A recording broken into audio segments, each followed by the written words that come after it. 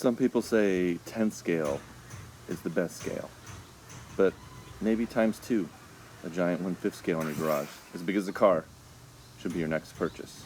The Arrma Kraton 8S, lots of S's, lots of power, giant vehicle. Let's see if it's better than the X-Maxx.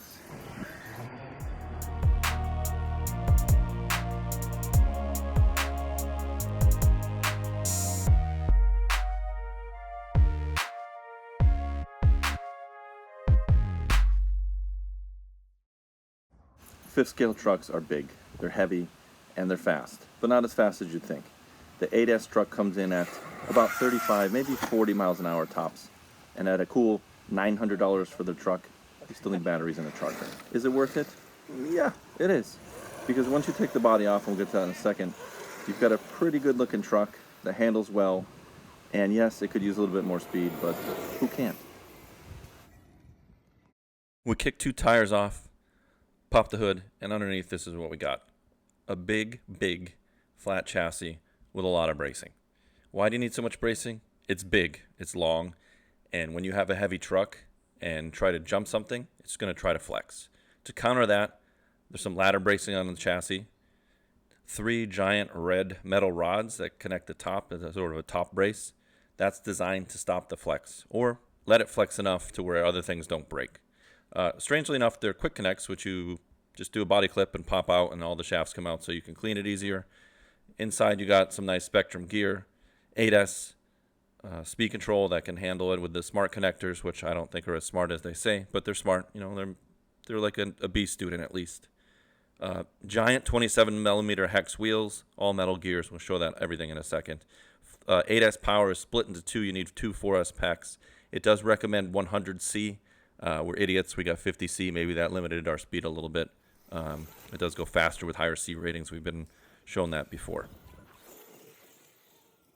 Here's a nice close-up of the quick disconnect for the bracing, which allows you to access the center diff, which does have an all-metal casing, which is nice. Center diff also allows some of the power to be transferred to the front, and you can see that power transfer in some of the videos. As it accelerates, the front wheels get larger, which means the power is going forward. That just means when the weight shifts backwards, the front wheels have less grip, and unlike Subaru, that's, you know, sends the power that have grip, our cars send power where it doesn't have grip. That's why they grow. Let's talk about shocks. 1 at each corner. No 2 at each corner stupidity, 3 or 4 or whatever to make it look cool and say I have 19 shocks on it. Just massive shocks filled with oil. They have to handle this weight, which they do great. Actually, if I be honest, I think it's a little too stiff. It doesn't look like the suspension moves, but again, these trucks are designed to go 55 miles an hour up to and take abuse, so you don't want it super soft where it's chassis slapping and doing all crazy stuff. But I think a little bit lighter fluid would have worked better in our case.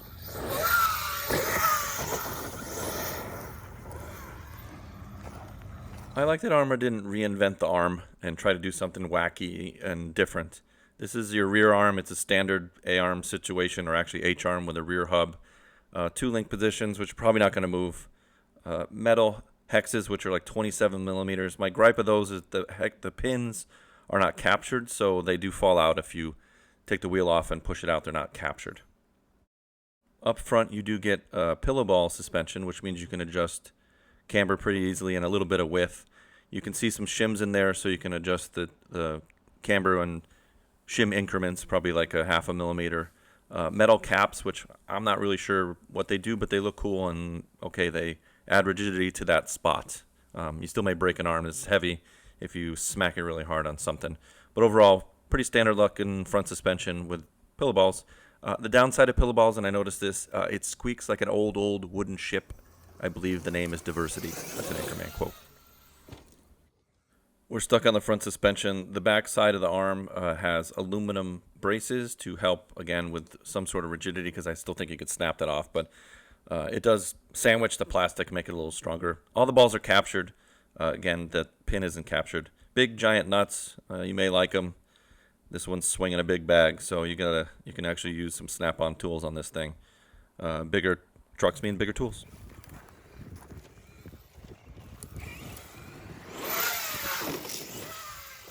I'm going to be honest, I was lazy and didn't want to take the center diff apart to show you that, but the stock photography shows some metal differentials in the back, plastic housing in that one.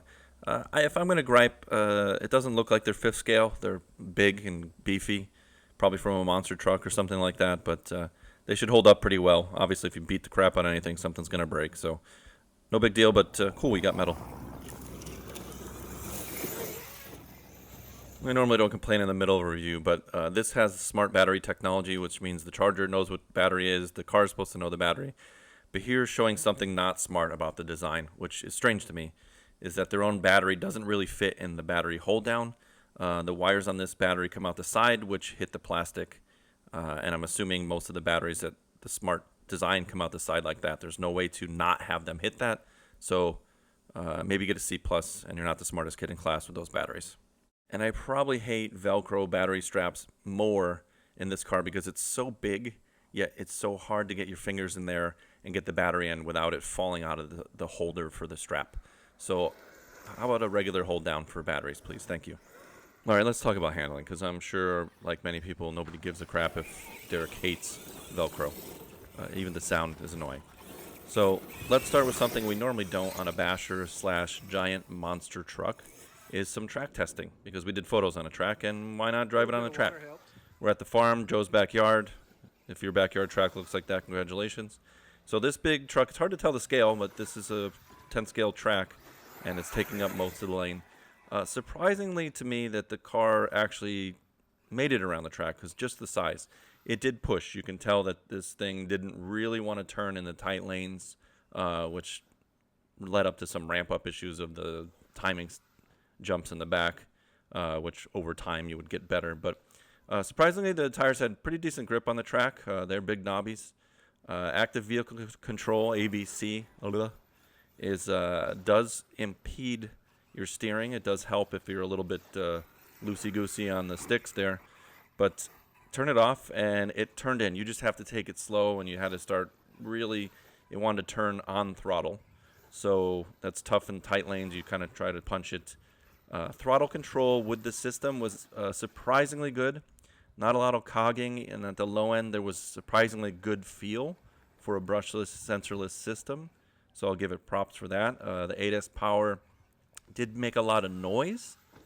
It was not as fast as I thought it was going to be on the track. I thought it was going to be a rocket once we were driving around, but that could be because we used 50C batteries, which does limit the power a little bit, but I wouldn't say that much. A little bit, but not as much as that. So on the track, pretty good. The suspension was, I don't know if they tuned it on the track, but it looks pretty decent. You're not going to probably race this on a 10 scale track, but tracks allow me to feel what the car actually does, and it's got a decent neutral balance with the, it leans towards the push, of course, which for something this big and something as fast as it can be, that's kind of what you want. For jumping, a couple of the jumps I did notice that it did want to nose down a lot, but not as much as I would have thought. It's decent for something that's not made for the track. Reminds me of the days when we raced monster trucks, and when somebody said, oh, we're going to make a 8th scale chassis into a monster truck, started whipping everybody's ass. That's where all the monster truck design went to. But overall, a decent handling car on a track on a fixed course where you can feel if it pushes or oversteers or doesn't want to drive correctly. Pretty good. Out in the wild, we found a big wash fire road or whatever it is. There's actually helicopters in the background putting out a fire. We live in Southern California. That's one of the seasons. This is kind of a speed test. Not as impressive as I would have thought. But overall, still fast enough to go, oh, it's a big truck. It's going fast. It might hurt me. The rest of our testing consisted of us doing this for about an hour of just driving around and hitting all these BMX jumps in the brush here. Just beating the crap out of it full speed through the rough sections. Nothing braking, which is pretty impressive. And overall, I really like this truck. I want it to go a little faster. I do want everything to go a little faster, but honestly, on the 8S, I want to retest this with the higher capacity packs to see if it matters. So you should pick one up. It's expensive, but it's worth it. This is me trying to get out of the bush here and making sure I don't get bit by a snake. Ow. That's what I say, but that was the cactus that pricked me, not the snake. If you made it this far in the video, it's time you click the bell, like, subscribe, check out the magazine, do all the stuff that this little graphic tells you to do. We make videos, but we also make a magazine. It gives you more information in this review. This review will be in the next issue, I think 41. So check it out. It's only $2 for an issue or $3, and then $10 for the year to subscribe. I'm going past the length of the video. Now I'm into the B-roll. So if you're even this far, you should go buy a hat. It's $35. If you get a little farther, you're going to buy me dinner. And if you get to the end, you owe me a beer.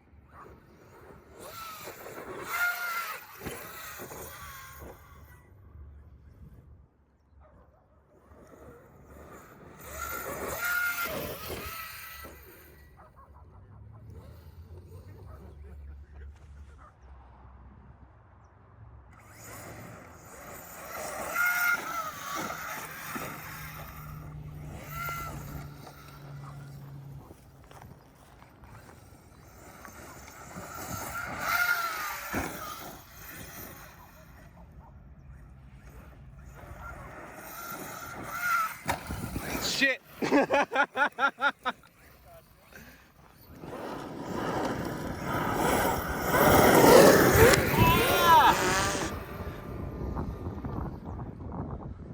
I'll grab on my shins. Yeah.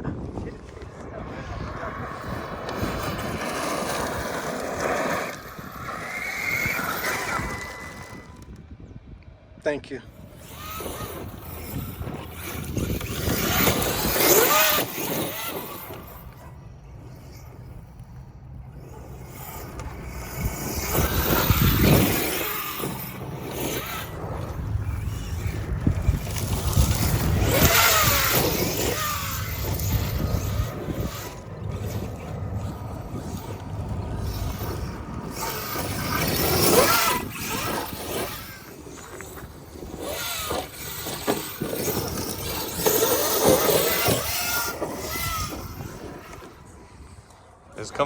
Just come full throttle through here. Throttle? Yeah.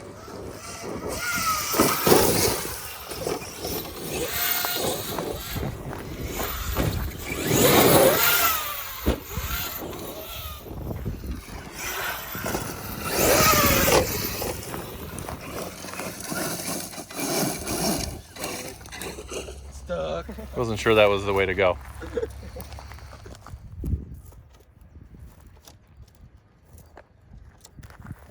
Pretty sure I'm gonna get hit in the mouth. All right. Don't hit you guys and pin it.